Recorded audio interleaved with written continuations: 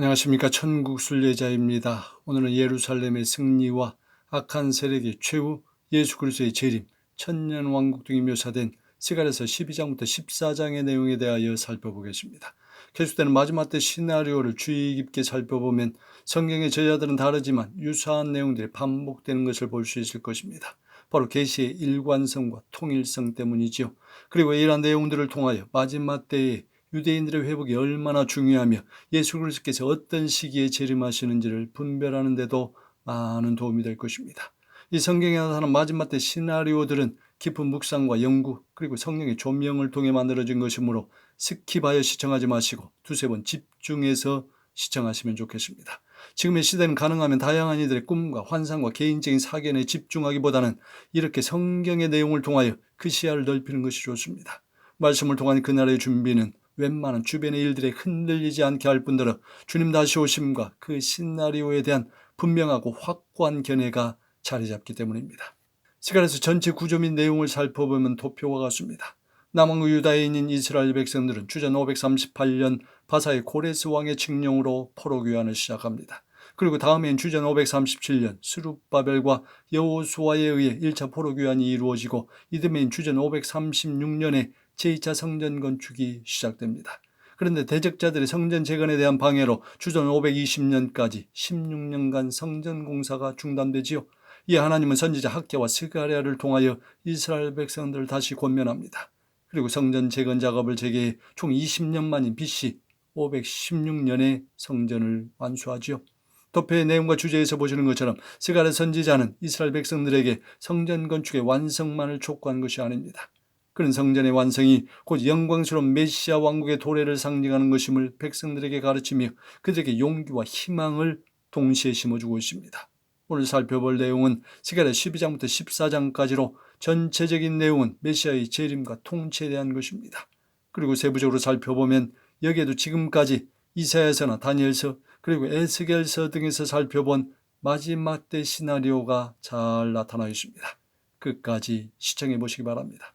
지난번 이사야서의 소묵시록인 이사야 26장부터 27장에서 살펴본 것처럼 오늘 살펴볼 스가랴 12장부터 14장의 내용을 비슷한 방법으로 전개해 나가겠습니다. 여기서 먼저 본문의 의미는 두 가지 관점에서 살펴보겠습니다. 첫 번째는 성경 저자가 말하고 있는 객관적이고 보편적인 의미의 해석으로 살펴보고 두 번째는 일반 우리들 교회에서 해석하고 있는 방법으로 살펴보겠습니다. 그리고 상징적 의미는 본문의 수신자가 이스라엘, 즉 남한국 유다인들에게 이스라엘의 관점에서 바라보도록 하겠습니다. 화면에 글씨가 적으므로 나중에 성경과 대조해서 보시면 더욱 명확하게 이해가 될 것입니다. 먼저 스가랴 12장 1절부터 9절까지입니다. 보라, 내가 예루살렘으로 그 사면 모든 민족에게 취하게 하는 자이 되게 할 것이라. 그날에는 내가 예루살렘을 모든 민족에게 무거운 돌이 되게 하리니 천하만국이 그것을 치려고 모이리라. 그날에 여호와가 예루살렘 주민을 보호하리니 예루살렘을 치러 오는 이방 나라들을 그날에 내가 멸하기를 힘쓰리라. 스가랴 12장 1절부터 9절에 보면 이스라엘의 예루살렘은 모든 민족에게 취하게 하는 잔이 되고 무거운 돌이 됩니다. 즉 예루살렘이 독이 든 술잔처럼 주변 나라들을 다치게 만들고 무거운 돌이 되어 이방인들을 위협할 것이라고 말씀하지요. 그러므로 이스라엘은 이방 나라들의 공격 목표가 되는데 이러한 이방의 공격에 대하여 우리 하나님은 이스라엘을 완전히 보호하시며 이방 나라들을 치시게 됩니다. 이 말씀의 보편적인 의미는 이방 나라들의 공격으로부터 이스라엘의 승리가 있을 것과 종말에 있을 하나님 백성의 승리를 말씀하고 있습니다. 그러나 이스라엘의 관점에서 보면 이는 상징적으로 이 땅에 남겨져 7년 환란을 겪고 그 환란에 보호받을 유대인들을 가리킵니다. 아시다시피 휴거 사건의 메인 대상은 이방인 신자들과 이방인 교회들이 될 것이기 때문입니다. 다음으로 스가랴 12장 10절 이하의 내용입니다. 내가 다윗의 집과 예루살렘 주민에게 은총과 간구하는 심령을 부어주리니 그들이 찌른 바 그를 바라보고 그를 위하여 애통하기를 독자를 위하여 애통하듯 하며 그를 위하여 통곡하기를 장자를 위하여 통곡하듯 하리라. 이는 이스라엘의 메시아이신 예수님을 십자가에 못 박아 죽인 사건에 대한 애통하며 회개하는 모습을 가리킵니다. 신약에 와서는 오순절에 주님께서 보내신 성령을 통해 이루어질 회개의 역사를 상징하지요. 한편 이스라엘의 관점에서 보면 현재까지도 예수님을 거부하고 있는 유대인들이 7년 환란 중에 회개하고 돌이키는 모습을 상상하게 합니다. 유대인들의 회복이 중요한 이유이며 우리가 알리야 운동과 같은 이스라엘의 회복에 계속해서 관심을 가져야 하는 이유이지요. 이어서 스가랴 13장의 내용입니다. 먼저 1절부터 7절까지입니다.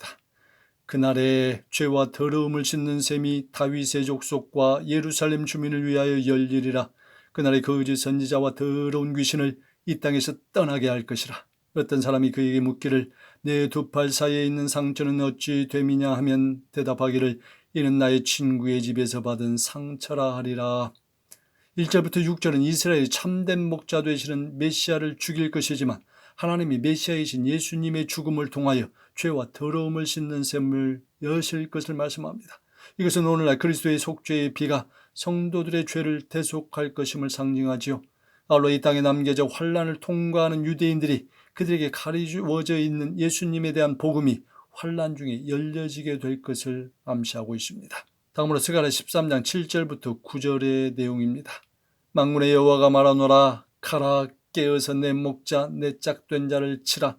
목자를 치면 양이 흩어지려니와 내가 그 3분의 1을 불 가운데 던져 은같이 연단하여 금같이 시험할 것이라. 7절부터 9절은 자기 백성에 대한 하나님의 사랑을 보여주는 것입니다. 즉 연단을 통하여 하나님은 연약한 성도들을 단련시키시며 이러한 연단을 이겨내는 자에게 천국을 소유할 수 있는 자격을 주십니다. 이는 유대인들이 과거와 현재의 역사에서 흩어져 연단받는 모습을 오버랩시키고 있습니다. 마지막으로 스가랴 14장 1절부터 21절까지의 내용입니다. 먼저 1절부터 11절까지의 내용입니다. 그날에 내가 이방 나라들을 모아 예루살렘과 싸우게 하리니 그때 여호와께서 나가사 그 이방 나라들을 치시되 그날에 그의 발이 예루살렘 앞 곧 동쪽 감람산에 서실 것이요 그날의 생수가 예루살렘에서 솟아나 반은 동해로 절반은 서해로 흐를 것이라. 여호와께서 천하의 왕이 되시리니 그날에는 여호와께서 홀로 한 분이실 것이며 그의 이름이 홀로 하나이실 것이라. 스가랴 14장 1절부터 11절의 내용은 이스라엘 모든 고난의 역사가 메시아 왕국의 완성으로 끝이 나는 모습입니다. 이날은 예수님의 재림의 날로서 하나님께 친히 왕이 되실 것입니다. 이는 이스라엘 관점에서 보면 예수님의 지상재림에 동참하는 택함받은 유대인들의 모습이 그려집니다. 실제로 이스라엘에서 사역하는 많은 선교사님들이 예수님이 재림의 날에 감람산에 서실 것을 기대하며 사역하고 있습니다.